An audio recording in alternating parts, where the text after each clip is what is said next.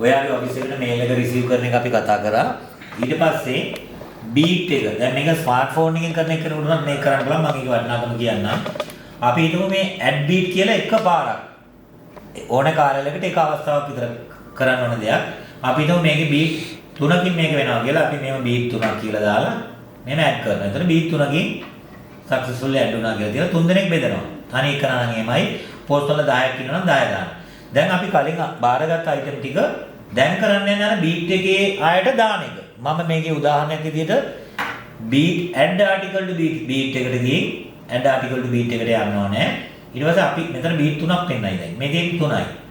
අපි හිතමු මේ එවපු අයිටම් දෙකම බෙදන්නේ දෙක හරි තුන හරිම බෙදන්නේ බීට් නම්බර් 3 එකෙන් කියලා. අපි 3 එකෙන් ගිහිල්ලා තෝරලා අපි මෙතෙන්ද ගිහිල්ලා ස්කෑන් කරනවා පෝස්ට් ඔෆිස් එකකින් නම් එහෙම නැත්නම් අපි අර බාරගත්ත ටික මම දැන් එන්ටර් කරනවා.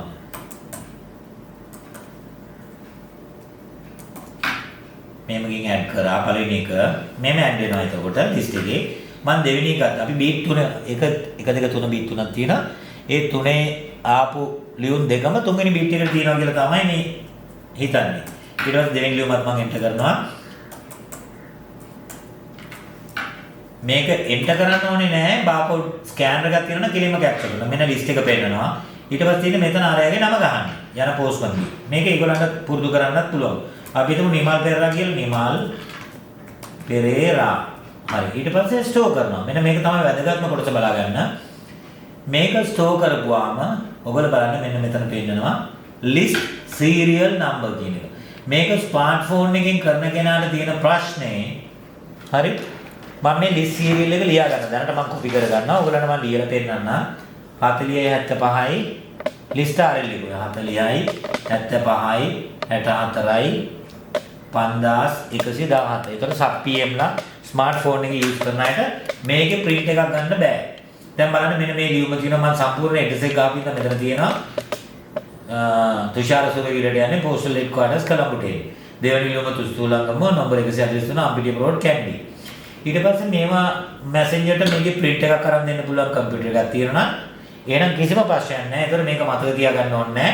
මේකේ මැසෙන්ජර් ගිහලා ඩිලිවරි කරලා එනවා. අපි හිතමු දැන් මේක බෙදලා ආවා කියලා. ඊට පස්සේ අපිට කරන්න තියෙන්නේ මම තව එකක් මේකෙන්ම පේනවා. මේ අයිටම් දෙකෙන් හරි එකක් මෙයාට බෙදන්න බැරි වෙනවා. අපි හිතමු හේතු මොකක් හරි අපි මේ පළවෙනි එක මම කොපි කර ගන්නවා. මෙන්න මේක කොපි කරන්න ඕනේ නෑ. ලිස්ට් එක අරන් ලියුමත් අරන් එන්නේ. ඊට පස්සේ තියෙන්නේ ඩිලිවරි එකට ගිහිල්ලා ඉස්සෙල්ලා කරන්න ඕනේ මාක් අන් ඩිලිවරි. මෙතෙන්ට ගියා. ගිහිල්ලා ඉවරලා අර අයිටම් එක ස්කෑන් කරනවා. එහෙම නැත්නම් මෙන්න මේක. එතකොට ඒක ඇඩ් කරලා හේතුව දානවා.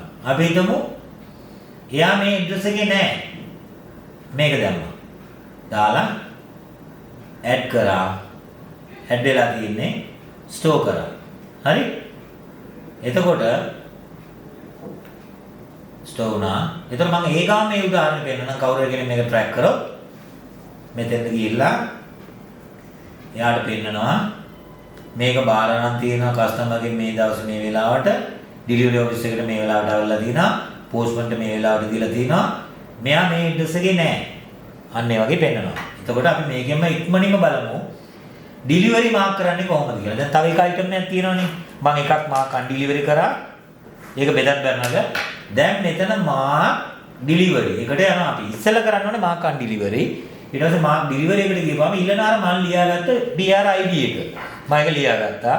මම ඒක ගන්නම් 40යි. ඔයගොල්ලෝ ස්මාර්ට්ෆෝන් එකේ කරන ඉඳන් ඒක ලියලා තියාගන්න ඕනේ. 7564 5117 ඒක ගාපම දැන් පෙන්නන්නේ ලිස්ට් එකේ අර තනි ලියුම විතරයි. තේරුණාද?